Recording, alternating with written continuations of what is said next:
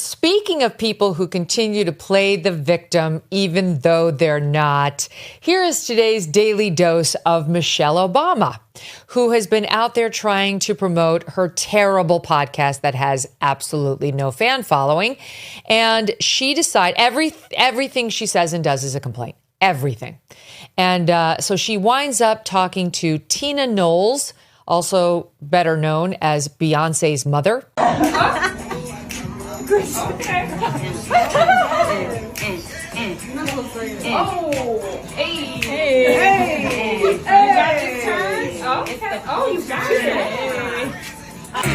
Been out there trying to promote her terrible podcast that has absolutely no fan following about marriage and divorce. Yes, you might have seen this video on this channel. At a certain point, I got a copyright issue. I had to re-edit the video, reason I'm reposting. If you never saw the video, take a look at this. Yes, for some time now, we have been talking about Michelle Obama. If you've been following me, you realize Megyn Kelly is actually following her. She had an interview with Beyonce's mother, to promote her podcast.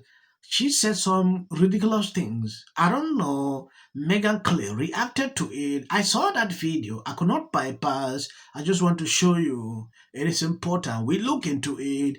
If you have not subscribed to this channel, please endeavor to do that. It will do you no harm. If you share the video. Speaking of people who continue to play the victim even though they're not. I love the way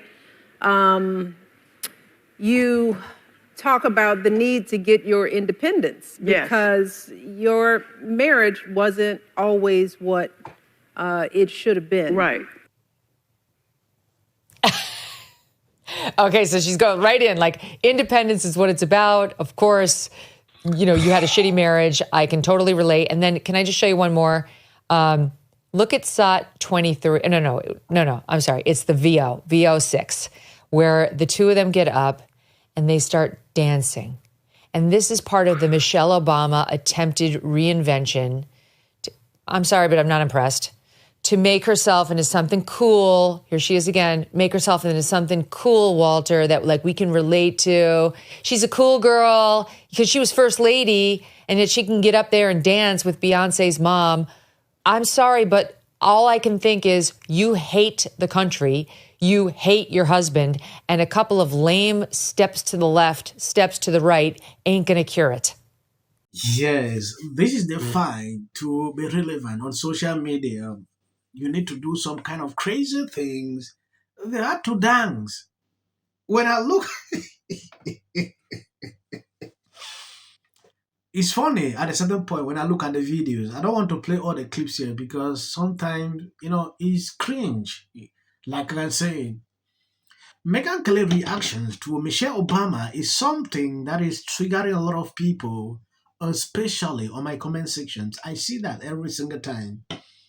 I like to always react to her videos talking about Michelle Obama because there are things this lady does that I will not even have that time to follow or watch that whole segment to pick out reason. I always try to search to see what she's talking about. The whole dancing thing, of course, crested nurse orchestrated dances that were meant and teachers. And teachers and so on. We really have gotten the human body into American politics in the way the rest of the world must be just looking at. I mean, is there any other country in the world where they do this much dancing? The reason they do all this dancing is because they don't have any arguments. They can't speak. They can't converse. They can't argue. So the person are we going to have a dance off for the U.S. president next time? I mean, it looks like it might come at least in the next 20 years. I don't think she's going to win. I think Trump will win that one too. But okay, so the other night I was on the Greg Gutfeld show, and we were doing a bit about how the press is complaining that Melania isn't spending enough time in the White House. She's only been there for 14 days during this whole term so far. But what happens with every first lady after they get out of there is they tell you how much they hated living in the White House, what a trap it is, what a prison it is, how absolutely suffocating the role of first lady is. Here's Melania just saying, I got other things to do and other houses to live in, and they're criticizing her. But, on the other hand, we have Michelle telling us about this long incarceration and her marriage and her role and her White House and so on, while she dances finally free of the dude, of the house, of the place. And no wonder she has no audience, because nobody likes to tune into a podcast to hear somebody's sad stories about themselves. Yes, all her whining. Here she is again. This woman, Tina Knowles. Okay, I don't know what she's done in her own right. I'm sure she's accomplished some things, but being Beyonce's mother is interesting. So, of course, a good interviewer would make it all about that, frankly. But Michelle, typical, makes it all about one other thing. Michelle, here is an example. How does it feel to share your story with the world? Because let me tell you, when I wrote Becoming, I shared this. No, it's not about me, but what I'm saying is that, I was all confident writing the book. Yeah. And then the day it was coming out, I could not sleep because I thought, oh my God, I told everybody everything. Everything. Okay. Like Megyn Kelly noted something here. She liked to complain. That has been a major issue that I've seen. A lot of people criticize her as a result of that. You cannot make your life to complain about every single day. Oh, living in the White House is expensive. Oh, this. If you are complaining like that, tell me how a mere citizen would do. These are people that should not even be speaking. Yeah, she's rich. The husband is rich. So you are complaining every single time that, what will I say? She never says anything positive. It is all complaints. So she goes on another podcast. She's promoting her show, so she's making the rounds. The Diary of a CEO podcast, and actually found a way to bitch and moan about how hard it is to live in the White House. When you walk through a storm, keep your head held high. Big debate going on in my comments right now about Barack Obama. A lot of people think that Obama is the one that started the foolishness that we're experiencing right now, and he perpetuated race relations to the level that it is today. The ones who think that he didn't do anything but get elected as a black man, of course, are the liberals and the victim mentality people. And I'm here to tell you that the reality of the matter is he did cause racial division in the United States. Barack Obama is somebody who's well off. He grew up well off. He grew up in a great family. He is the cousin of Dick Cheney. Barack Obama did not experience any of the hardships of what black Americans in the ghetto may or may not have experienced. So after the death of Trayvon Martin, for him to get his privileged ass up there and say the things that he said, instead of being realistic and following the statistical facts, he caused racial division. He validated white supremacy, which is not a problem in the United States. That is a Democrat talking point, which is a boogeyman, meaning it's a mythical monster that doesn't exist, but people still fear it. Then he went on to lie about the interactions between the police and the black community, deciding instead of sticking to the reality of the true interactions between black men and the police, he decided to go the way of the propaganda. What he did was empowered a lot of uneducated, ignorant people to do what we have seen uneducated people doing since his presidency.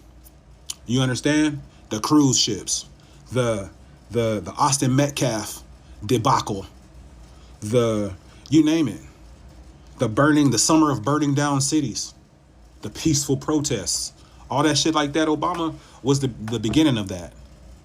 Even when he came back here recently, when he addressed the black community, came out with his arms out like he one of us, like, you know, because the black community is all about visuals instead of facts and reality. He came out like, you niggas ain't doing what y'all supposed to do. Y'all don't like women. Y'all got to get on board. What's wrong with you? Y'all trying to vote for that racist?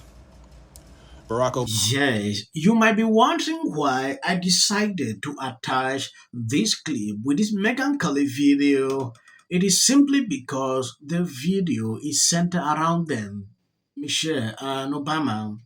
When you take a look at what is happening now, we have been talking about this for about 2 weeks now. These issues, racial issues happening. A lot of people often point fingers to Obama. And when I look deep into all that, though I'm not fond of it, pointing fingers at people, these people instigated some of these issues. I went through this man's comment sections to actually see what people are saying about him. I was shocked. I didn't believe that black people are standing up like this. Some understand the dynamic. They understand exactly what is happening. If you've been watching me for some time, please, let me address this. If you see my video titles, that should never bother you because I put out good information. Sometimes this platform don't favor someone like me. Yeah, I need to do extra things, before my videos can be picked up. Like focused on like the UFC and like his polls. 2028. Also, the first 100 days, and this is traditionally what they call. It's not going to end. Right is right and wrong is wrong. All good. If you see any clips after this, that is just for the YouTube algorithm. What if he says self-defense? There's no self-defense because kids in here and resolve this issue is called conflict resolution. Again, the evidence is still coming in. This is definitely a self-defense case because it always is one until you look at the facts. Because she's fearful of what might happen to her. Followers for anything, and then the Registration Act is talking about this man, Kilmer. My summary of the first 100 days is that if film and TV productions continue to first term, and you will be very. Somebody has to say it. So let me be. I'm going to start with you, Garagos, because your daughter